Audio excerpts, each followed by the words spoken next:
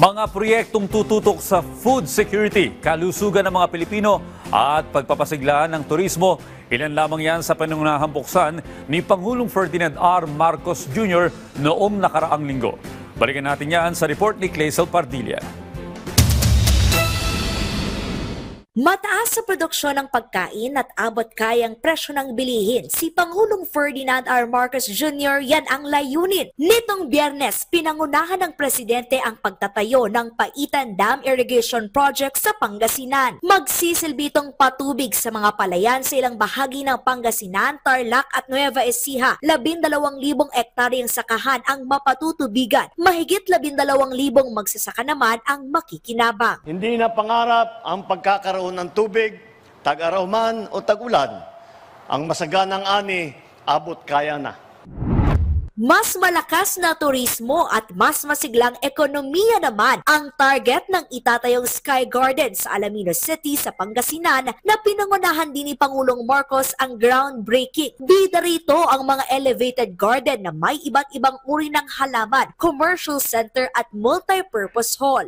Hindi lamang itong Sky Garden, kung hindi marami pa tayong idadagdag na ng mga proyekto para yung bumisita sa Alaminos na 500,000, paabuti na natin ng 1 milyon yan bago tayo matapos para naman gumanda ang ekonomiya, hindi lamang Alaminos, hindi lamang sa distrito, kundi sa buong probinsya.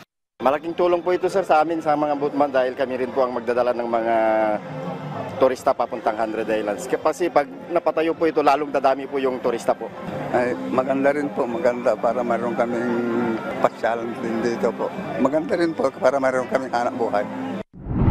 Binuksan rin sa pangunguna ni Pangulong Marcos ang Region 1 Medical Center Cancer Institute sa Dagupan City. Tampok ang pinakamodernong teknolohiya na makatutulong sa pagpapagamot ng mga pasyenteng may cancer. Kailangan natin ilapit ang serbisyo na ito. Alam naman natin kung gaano kahirap ang bumiyahe, lalo na kapag may karamdaman. Kaya malaking bagay ang pagkakaroon ng kumpletong serbisyo dito sa lalawigan.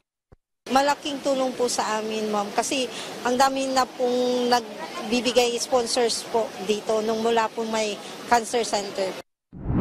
Maari na ring tumanggap ng pasyente ang 50 bagong urgent care and ambulatory services o bukas centers. Ayon sa Malacanang, sa kabuuan, may 26 na bukas center sa Luzon, 8 sa Visayas at 17 sa Mindanao. Nakasalukuyang nagseserbisyo sa higit 500 pasyente kada araw. Maghahatid ito ng libreng serbisyong medikal, gaya ng laboratorio at operasyon sa mga Pilipino na kailangan ng medikal na atensyon sa pinakamalalayong lugar. Target ng Department of Health na makapagpatayo pa ng hindi bababa sa 28 na bukas centers sa buong bansa para mapagsilbihan ang nasa 28 milyong Pilipino na nangangailangan ng accessible at dekalidad na serbisyong pangkalusugan.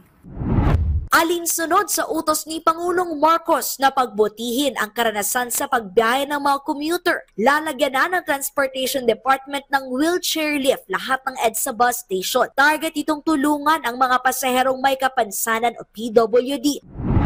Tumanggap na ng aplikasyon ang Department of Social Welfare and Development para sa Nationwide Government Internship Program. Bibigyan ito ng pagkakataon ang mga estudyante na matutunan ang mga kasanayan sa pagtatrabaho, lalo na sa mga tanggapan ng gobyerno, habang tinutulungan na matustusan ang kanilang pag-aaral. May kalakip kasi itong sahod na katumbas ng 70% ng Regional Minimum Wage. Pasok sa GIP ang mga nasa kolehiyo na may edad 18 hanggang 25 taong gulang. 75 ang available internship slots sa bawat DSWD field office, habang 35 intern naman ang tatanggapin sa central office sa Quezon City.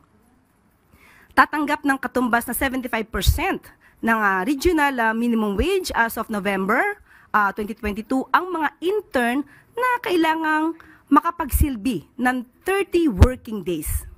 Sa mga interesado, ano pang hinihintay nyo? Apply na. Clazel Pardilla para sa Pambansang TV sa Bagong Pilipinas.